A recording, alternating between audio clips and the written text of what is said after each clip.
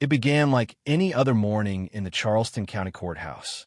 Another case, another defendant, another judge convinced he already knew how the story would end before a single word had even been spoken. But this wasn't just another aging black man standing trial. No, the man before them carried more than the weight of years. He carried something heavier, something courts often tried to ignore. He carried history. And the moment he walked through those polished oak doors, everything, the air, the light, even the arrogance began to shift. What unfolded next wasn't a legal proceeding. It was a reckoning, a clash between presumption and patience, between power and presence, between a judge who thought he was God and a man who had been walking with truth long before that judge ever sat the bench. And when it was over, someone would leave that courtroom forever changed.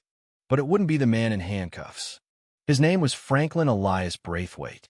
He was 79 years old and moved with the slow, deliberate grace of a man who had lived a long, hard life and never apologized for a single step.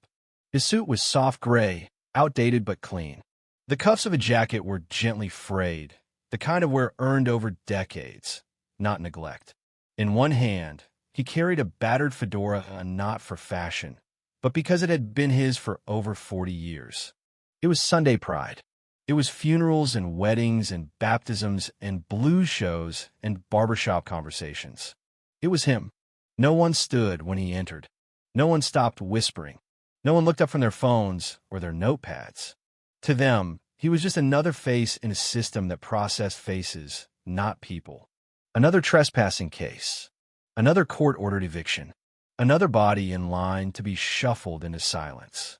The presiding Judge Patrick R. McCullers barely glanced up from the docket. What he saw wasn't a man. It was a problem. A case file. A number.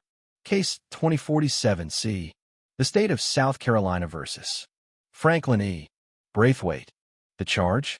Unlawful occupancy of condemned municipal property.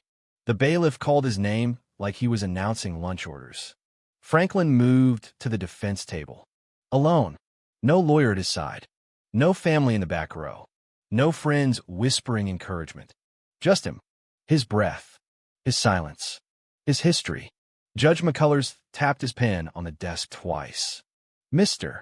Braithwaite," he said flatly, "I assume you know why you're here." Franklin nodded once. "Yes, sir. I do." There was no anger in his voice. No panic. No pleading, just calm. The kind of calm that comes from weathering decades of not being heard. "Well," McCullers scoffed, "that makes one of us." A few chuckles rippled through the gallery. Not loud, but sharp. Cold. Franklin didn't react. He didn't look around the room. He didn't shift his stance. He just stood there, still, grounded. "I'm going to make this quick," the judge said, snapping open the file like it offended him. "You were found last month sitting on the porch of 120 Willow Oak Drive. That structure has been on the city's condemned list for 18 months. You were warned previously to stay off the property. And yet here we are. Again." Franklin looked up. "I was just sitting. That's all. On a condemned property," McCullers snapped. Franklin nodded again. "Yes, sir. I was." The judge leaned forward. "You have any idea how many times I've heard that excuse? I was just sitting. I was just resting. I was just remembering." He laughed under his breath, a dry, smug sound. "Let me tell you something, Mr. Braithwaite. Nostalgia don't make it legal." There was a silence then, the kind that presses in from all sides. Franklin looked toward the courthouse window where thin lines of morning light stretched across the dusty marble. "It's the last place that remembers me," he said, "and the last place I remember belonging." That single sentence shifted the room. You could feel it, like someone had opened a window that had been sealed shut for years. But Judge McCullers didn't blink. "This courtroom isn't a therapy office," he said. "It's not a museum. We don't preserve feelings here. We preserve law." Franklin didn't argue, didn't raise his voice, didn't defend. He stood with the kind of dignity that doesn't come from status or salary. The kind you earn when you've outlived enough people to know which truths are worth speaking and which ones are better delivered in silence. "You return to the property even after your warning?" the judge asked. I did, Franklin said. Why? Franklin took a breath, so soft it barely disturbed the air. Because memory, he said, can't be condemned. Judge McCullers scoffed again, pretending he wasn't affected by the weight of those words, pretending the young clerk hadn't stopped typing mid-sentence, pretending he didn't feel the shift in the room. This is about facts, he barked, not feelings. Franklin bowed his head slightly, not in submission, but as if to say, I know what you think this is. But the courtroom was starting to see something different.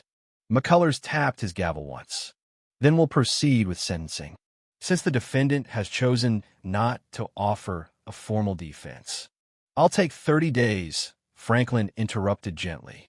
The judge paused. I'm sorry. I said I'll take 30 days, Your Honor, Franklin repeated. If that's the cost for sitting in the only place that still feels like home, then it's a bargain. For the first time, McCullers looked uncertain, but only for a second. He straightened. 30 days in Charleston County Detention Facility. Effective immediately. Bailiff. The officer moved forward, cuffs in hand. Franklin didn't flinch. He stood, placed his fedora gently on the table, and offered his wrists like a man handing over borrowed time. And then, just before the bailiff secured the cuffs, Franklin looked up. Your Honor, he said, before I go, may I make a phone call? The judge snorted. A phone call? This isn't a hotel lobby, Mr. Braithwaite. 1 minute. That's all. McCullers rolled his eyes. Fina. Bailiff, give him your phone. The officer, a younger man named Dawson, hesitated. Then, wordlessly, he handed over his department-issued cell. Franklin took it like it was made of glass, cradling it in both hands. He didn't use the contact list. He dialed from memory. It's time, he said softly into the phone. Bring them. Then he ended the call and handed the phone back. The judge barely noticed. He was already scribbling the next name on the docket. But the gallery noticed. The energy shifted again, and 5 minutes later, it cracked wide open. The courtroom doors burst open with a force that startled even the clerk. And there she stood, tall, commanding, silent. Her name was Dr. Mariah Sloane Braithwaite, Franklin's daughter. But the world didn't know her just as a child. She was the founder of the Braithwaite Institute for Civil Rights Law, a former White House counsel, and a constitutional scholar whose work had reshaped housing law in 3 states. Behind her came 2 paralegals and 1 federal observer. She walked straight to the bench and placed a thick folder on it. These are certified documents, Your Honor, she said. They pertain to the deed, the ownership chain, the failed transfer filings, and municipal oversight regarding 120 Willow Oak Drive. Judge McCullers blinked. Excuse me, but the property, she continued, still legally belongs to my father.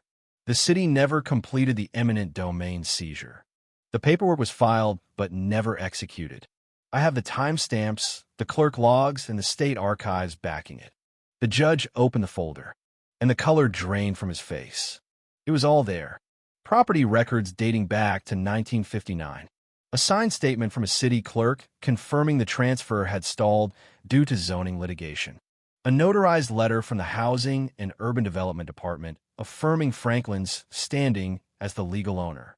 Service records, commendations, blueprints for half the flood control systems still used in Charleston today, all drawn by a man who hadn't even been offered a seat in the courtroom that morning. McCullers sat back in his chair. The gavel in his hand suddenly felt too heavy. The silence in the room grew thick.